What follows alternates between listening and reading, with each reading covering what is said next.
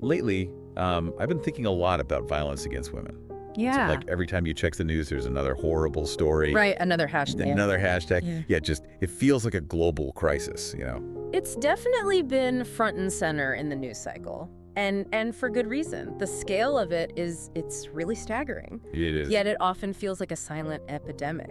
Yeah. Hidden in plain sight. Exactly. And that's actually what we're going to unpack today. Okay. We're looking at a blog post by Martha Russell. Right. It's called The Silent Epidemic, Unveiling the Reality of Femicide and Violence Against Women.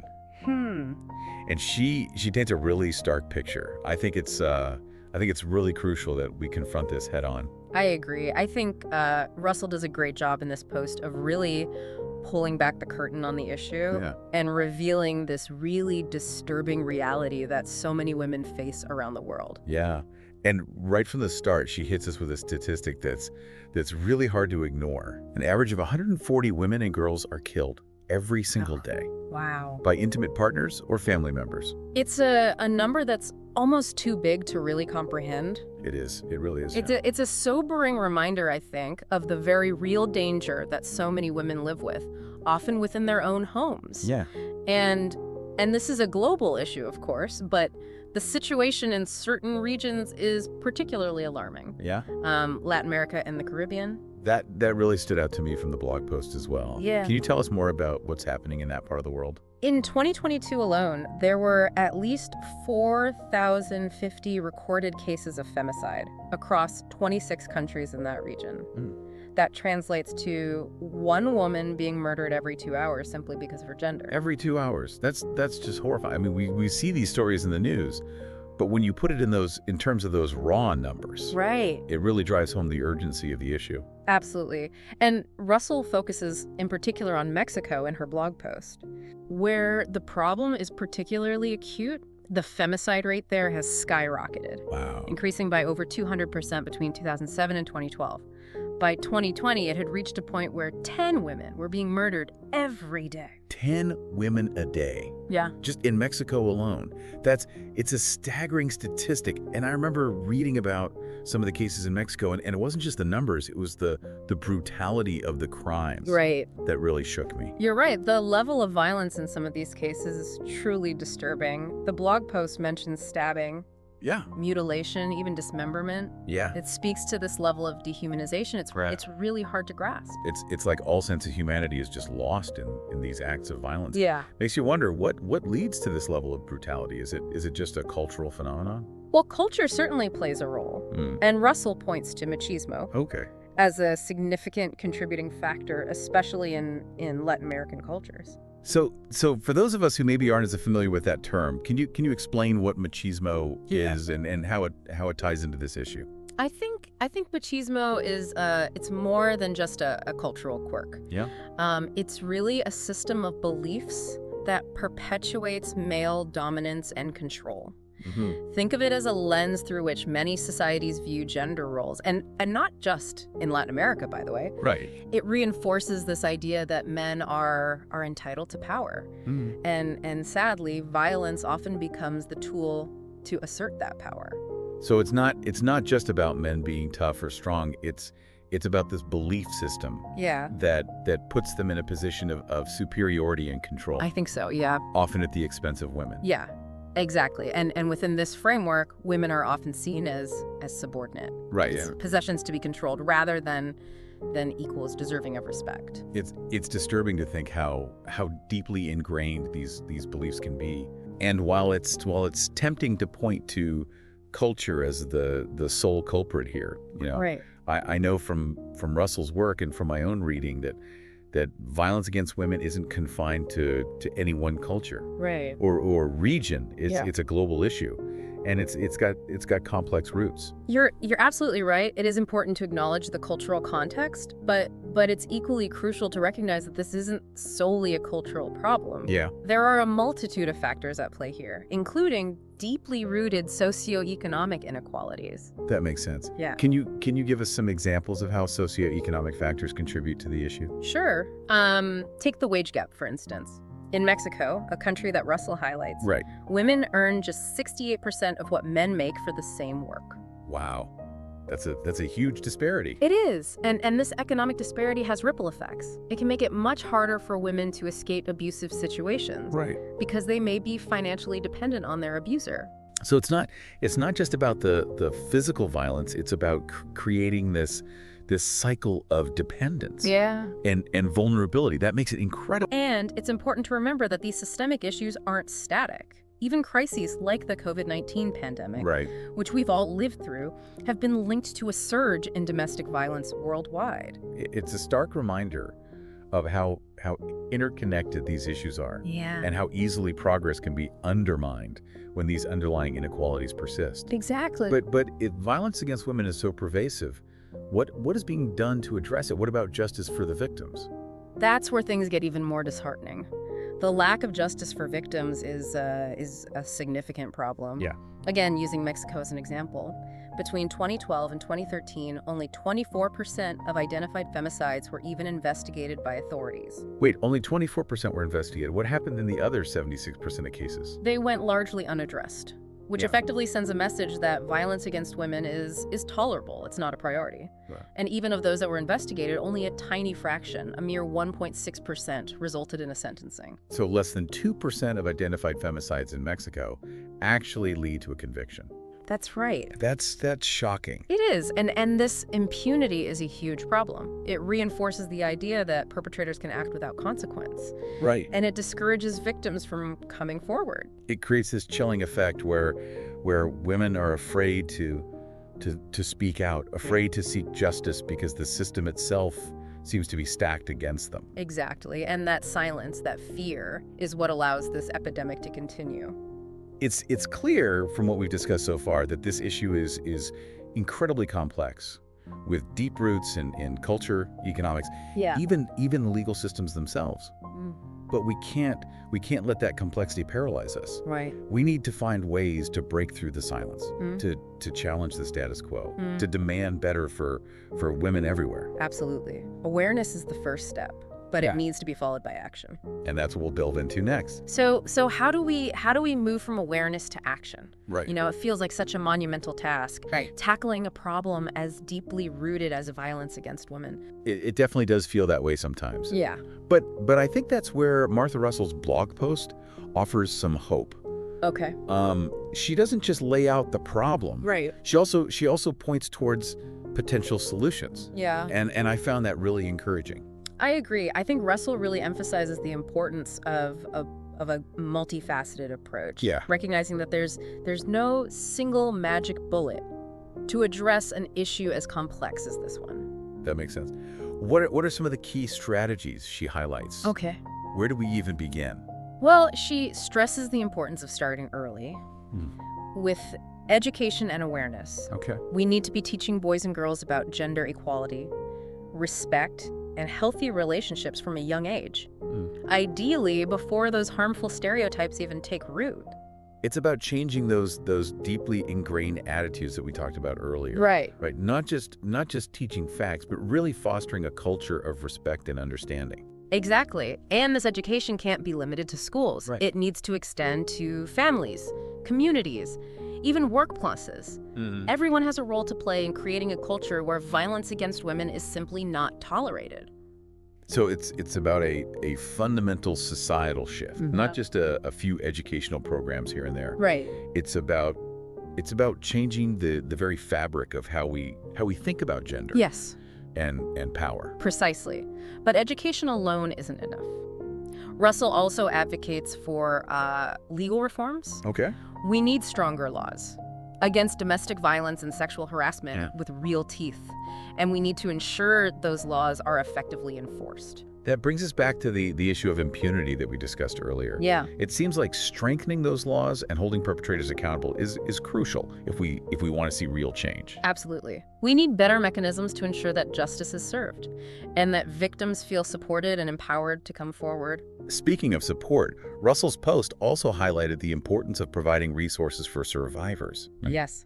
Expanding access to essential support services for survivors of violence is another critical component. Things like shelters, Yep. counseling, legal aid, Those are crucial for helping survivors rebuild their lives. Exactly. Survivors need a safe space Mhm. to escape from dangerous situations. Okay. And they need access to resources that can help them heal and move forward.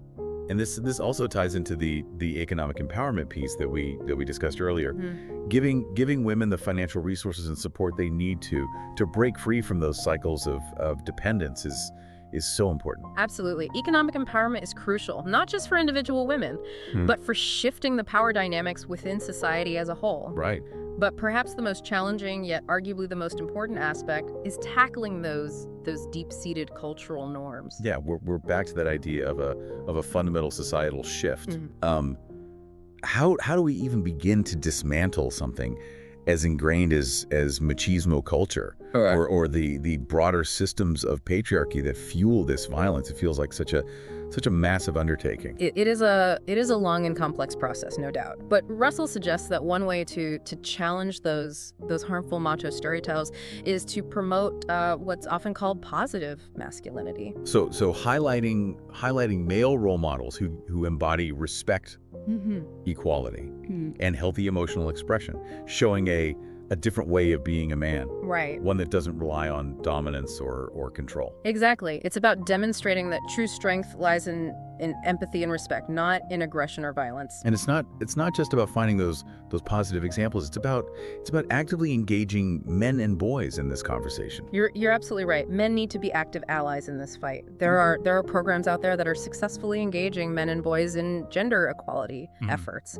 And we need to see more of that. It's about challenging those harmful attitudes within male social circles, speaking out against violence, being part of the solution. Precisely. And this ties into a broader point that Russell makes. We need to consider the issue of intersectionality. Can you remind us what that means in this context? Yeah. I know we briefly touched on it earlier. Sure. It means recognizing that women experience violence differently based on their race, ethnicity, sexual orientation, socioeconomic status, and other factors. So acknowledging that some women face even greater risks and challenges due to these intersecting forms of discrimination. Yes. For example, a woman of color living in poverty might face a compounded set of vulnerabilities. Exactly. And that means our solutions need to be tailored to address the specific needs and vulnerabilities of different groups of women. It's a reminder that this issue is complex and multi-layered. There's no one-size-fits-all solution, and we need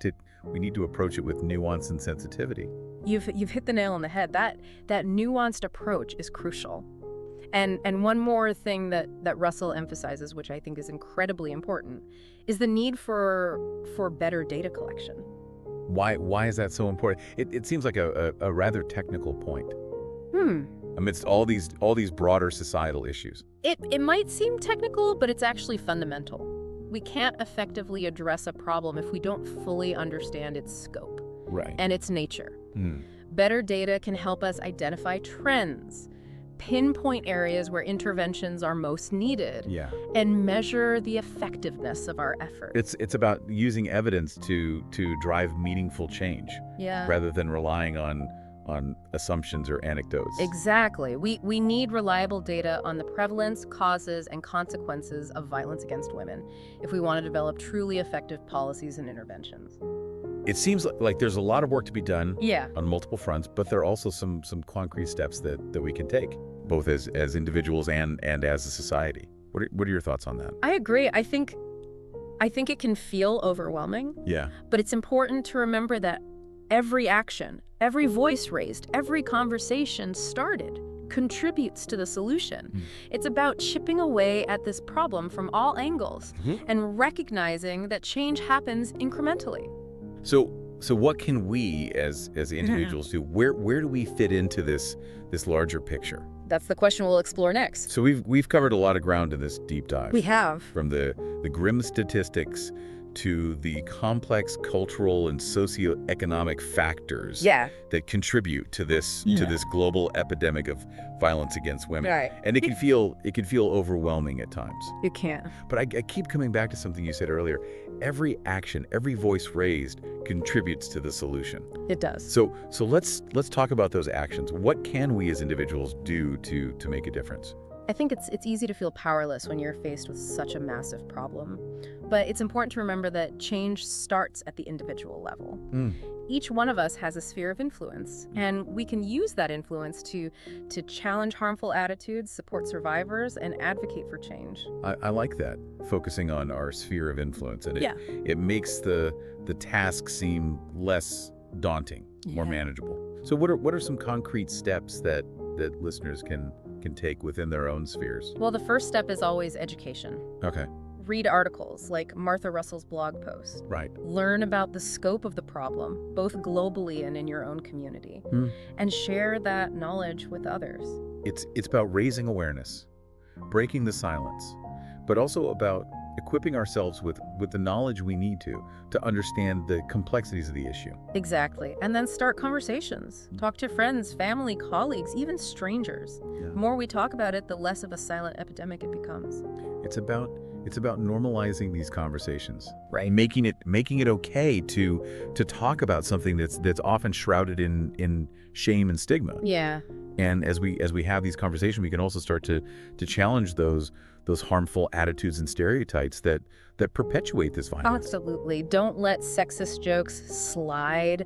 Call out instances of casual misogyny. Yeah. Be an advocate for respectful language and behavior, both online and offline. It's about holding each other accountable. Yeah. And setting a standard for how we treat each other. Yeah. And for those who want to go beyond conversations, what are some other ways they can get involved? There are so many ways to take action. You can support organizations that are working to combat violence against women. Volunteer your time at a local shelter. Donate to a legal aid fund. Right. Or participate in awareness campaigns. Even something as simple as sharing information on social media can help amplify the message. Yeah. Reach a wider audience. Absolutely. And it's also crucial to support women in leadership positions, vote for policies that promote gender equality, and hold your elected officials accountable for addressing this issue. Systemic change is essential. Yeah. And those are all ways to contribute to that broader effort. They are. We've talked a lot about the role of men as allies. What are some specific actions that men can take to support women in this fight? It starts with self-reflection. Okay. Examine your own beliefs and behaviors. Are you perpetuating any harmful stereotypes? Are you contributing to a culture of silence? Then be an active bystander. Okay. If you see a woman being harassed or mistreated, speak up. Don't be a silent witness. It's about stepping outside of that comfort zone. Yeah. And being willing to challenge those behaviors even when it's uncomfortable. Exactly. And challenge sexist language and jokes among your friends. Yeah. Be a role model for younger men, showing them that true masculinity is about respect, empathy, and equality. And I think it's also important to remember that men can be victims of violence too. Right. And supporting male survivors is equally important. That's a crucial point. Violence is never the answer. Yeah. And it's never okay, regardless of the gender of the victim. So whether it's speaking out against injustice, donating to organizations on the front lines, volunteering our time, or simply educating ourselves and others, we all have a role to play in creating a world where women and girls are safe and empowered. And remember, this isn't about men versus women, it's about humanity. It's about creating a society where everyone can thrive, free from fear and violence. Well said. Martha Russell's blog post served as a powerful reminder of the challenge that we face. It did. But it also offered a glimmer of hope.